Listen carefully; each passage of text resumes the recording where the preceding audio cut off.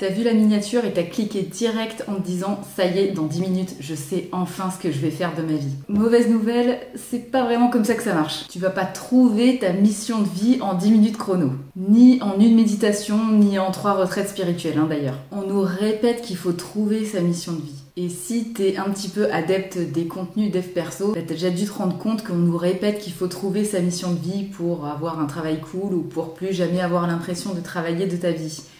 Et c'est ce que t'aimerais peut-être vu que tu viens de sortir d'un burn-out. Comme si t'allais te réveiller un matin avec l'éclair divin en disant « Allez, c'est ça que je veux faire pour le reste de ma vie ». Et la révélation de ta destinée. Mais le truc, c'est que quand t'es en post-burn-out, t'as déjà du mal à savoir ce que tu veux manger le soir. Alors, ta mission de vie, on va se calmer 2 minutes. Bon, la bonne nouvelle, c'est qu'on va quand même profiter de ces 10 minutes de vidéo. Déjà pour arrêter de se foutre la pression avec ce concept, et justement commencer à mettre un petit peu de sens là-dedans. Pas de l'espèce de bullshit dev perso à 2 balles. Parce que si t'es ici, du coup, je suppose que c'est parce que tu as vécu un burn-out ou en tout cas que tu as subi une grosse perte de sens dans ta vie professionnelle. Et que peut-être qu'en plus, t'en peux plus qu'on te répète qu'il faut trouver ta mission absolument. Et même si ta mission, elle va pas tomber du ciel, on est bien d'accord, on va commencer à la construire petit à petit. À partir de qui tu es, de ce que tu as traversé et surtout de ce que tu ne veux plus revivre. Donc aujourd'hui, on va remettre les pieds sur terre. Et je vais te montrer concrètement comment, en 10 minutes, tu peux déjà amorcer un vrai changement. Sans t'inventer une vocation divine, ni tout plaquer pour aller élever des chèvres dans le Larzac. Allez, c'est parti!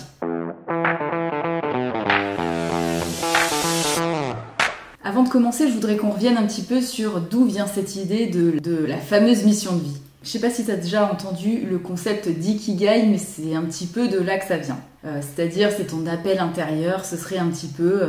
je crois que l'ikigai, alors je ne suis pas experte, mais c'est un mélange entre ce que tu aimes faire, ce dans quoi tu es bon, ce pourquoi les gens sont prêts à payer, et je me rappelle plus la quatrième, je vais chercher. Voilà, donc c'est un petit peu le croisement entre ce que tu aimes faire, ce que le monde a besoin, ce dont le monde a besoin, c'est mieux, ce pourquoi tu peux être payé et ce en quoi tu es bon. Voilà, et c'est un petit peu le mix de tout ça qui va te donner ton ikigai et suivant les différents schémas, parce que j'ai trouvé des choses qui se contredisent, a priori ta mission se situerait entre ce que tu aimes faire et ce dont le monde a besoin en fait. Et moi je t'avoue que pendant des années j'ai été assez... on va dire influencée par ce truc de mission de vie parce que j'étais profondément malheureuse au travail. Mais en bonne petite burn-outée que tu et que je suis, on est vraiment des gens qui vont être des gens qui sont plutôt dans la performance. Et donc, mission de vie plus performance égale injonction déguisée en fait. En gros, si t'as pas trouvé ta mission de vie, c'est que tu l'as ratée. Donc je te laisse imaginer ce que ça donne un petit peu comme état d'esprit au quotidien, surtout quand tu n'es déjà pas bien au travail.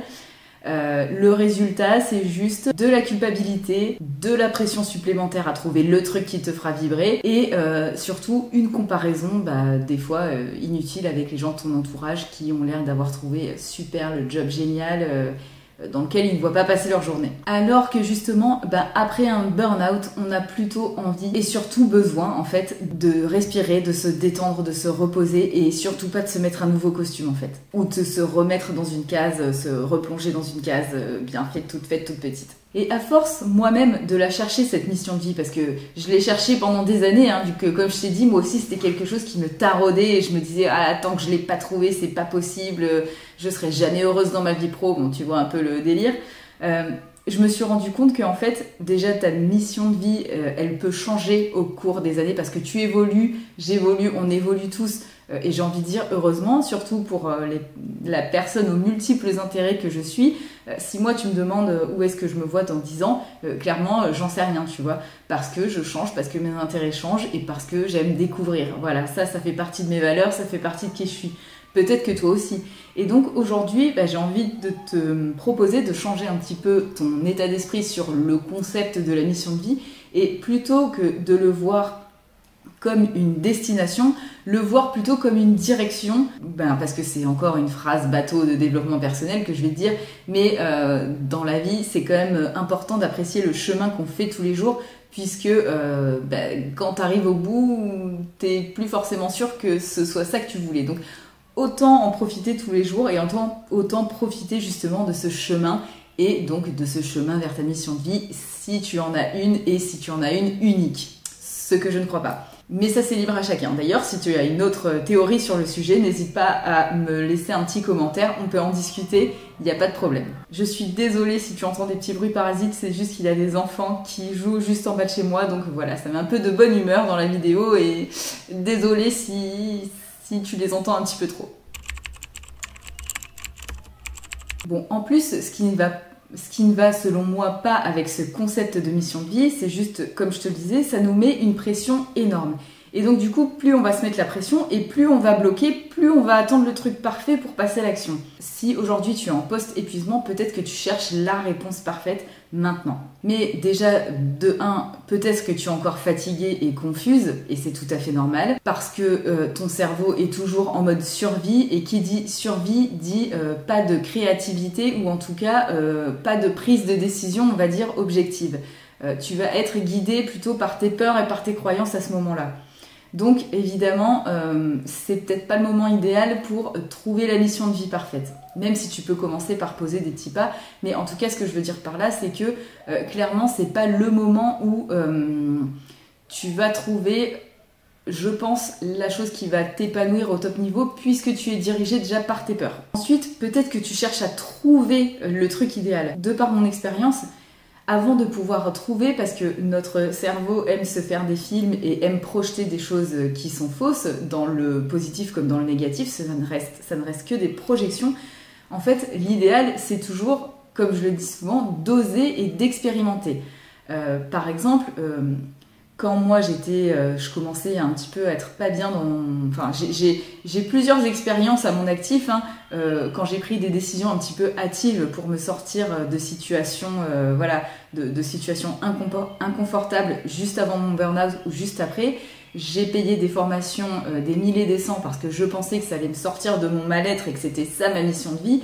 Bon, bah, une fois que j'ai eu le diplôme et que j'ai concrètement essayé ce nouveau métier, ça m'a pas plu, donc retour à la case départ. S'il y a un conseil à retenir de cette vidéo, comme d'habitude, c'est de passer à l'action plutôt que de rester dans ses pensées et de rester enfermé dans sa tête et dans son imagination.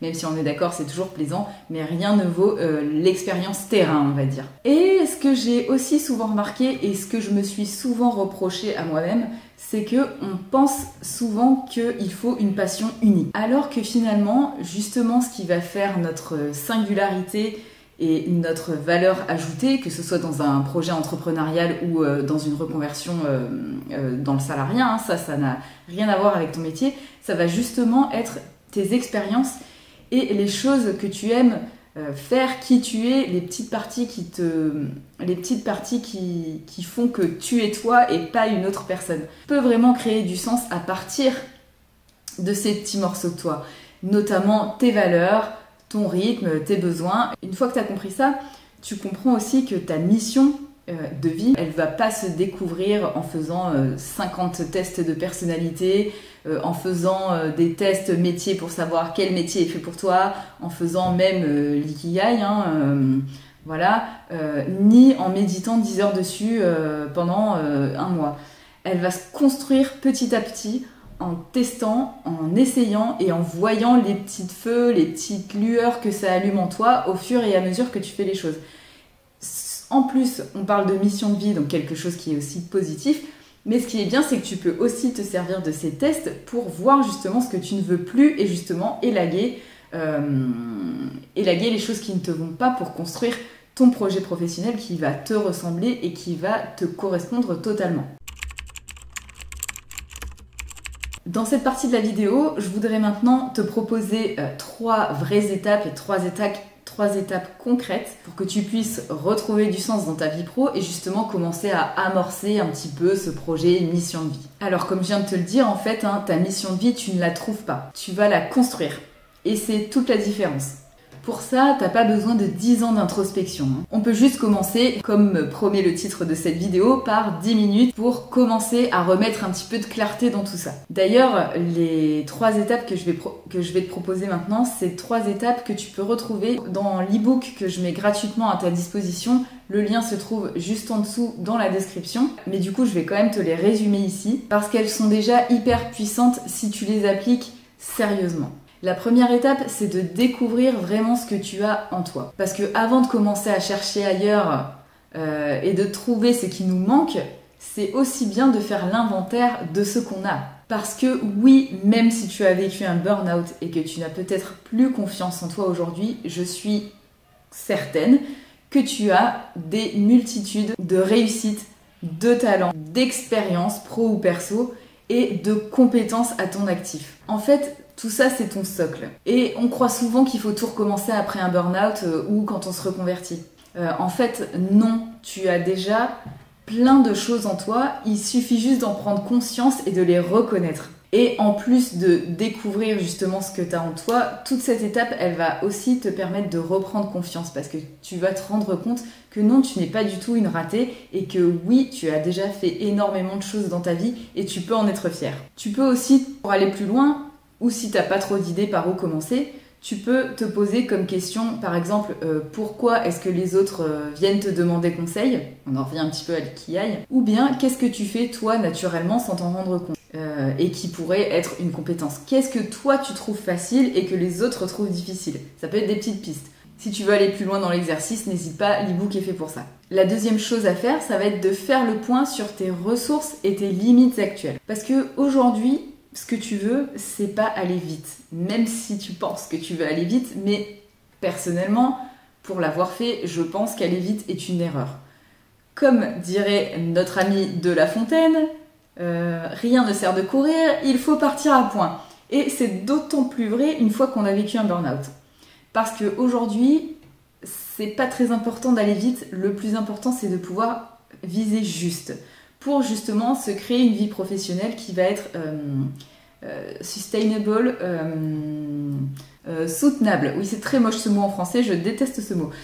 Qui va être plus, on va dire, vivable au quotidien, mais si vivable c'est un peu négatif. Bon, bref, on va pas débattre sur la sémantique, je pense que tu as compris où est-ce que je voulais en venir. Et aujourd'hui, si tu es encore fatigué, si tu as moins d'énergie ou si tu as moins de confiance, déjà, c'est pas grave, c'est tout à fait normal. Je te propose de noter ce que tu as vraiment à disposition aujourd'hui, à l'instant T. C'est-à-dire de combien de temps est-ce que tu disposes, où se situe ton niveau d'énergie. Je crois que j'ai fait un article là-dessus sur la théorie des petites cuillères. Si tu ne sais pas trop comment mesurer ton énergie, je te le mettrai en description. C'est assez sympa comme exercice à faire et ça peut être aussi très révélateur. Ton temps, ton énergie, ton entourage, parce que l'entourage soutenant, évidemment, c'est très important. Et d'ailleurs, même s'il n'est pas soutenant, c'est aussi important de le noter parce que ça te rajoute une difficulté supplémentaire.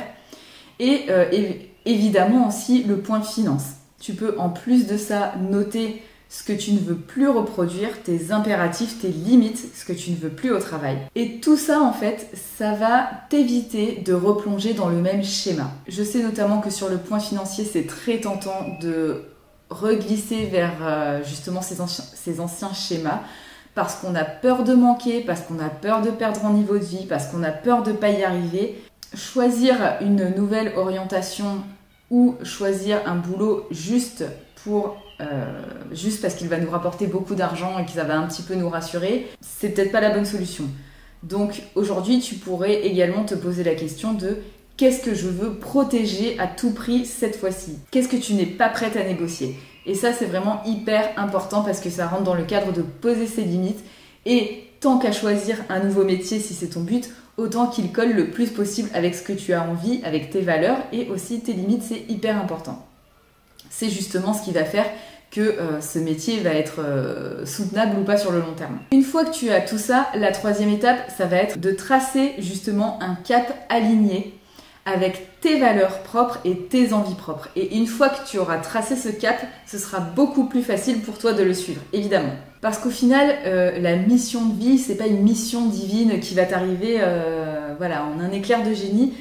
Il faut plutôt le voir comme un chemin à suivre, une direction personnelle. Par exemple, qu'est-ce qui te ferait lever le matin avec plus d'envie? Dans quel type d'ambiance ou de contribution tu te sentirais à ta place? Est-ce que c'est plutôt le salariat? Est-ce que c'est plutôt l'entrepreneuriat? Est-ce que tu as envie de travailler avec les gens? Est-ce que tu as envie de travailler avec les animaux? Et ce cap, en fait, c'est pas quelque chose d'immuable gravé dans la pierre. Non, justement, en faisant et en testant, comme on en parlait juste avant, tu peux réajuster ce cap au fur et à mesure. L'important, c'est que ça parle de toi et pas du monde et des attentes extérieures. La dernière question, du coup, que tu pourrais te poser, c'est si tu n'avais plus peur de te tromper, si tu n'avais plus cette pression financière, vers quoi est-ce que tu irais aujourd'hui? Qu'est-ce qui te ferait rêver? Tu peux aussi faire ce petit exercice de d'écrire ta journée parfaite sur ton journal. Donc tu vois, ces 3 étapes, elles sont pas très compliquées. Je pense qu'en vrai, tu peux les faire 10 minutes montre en main.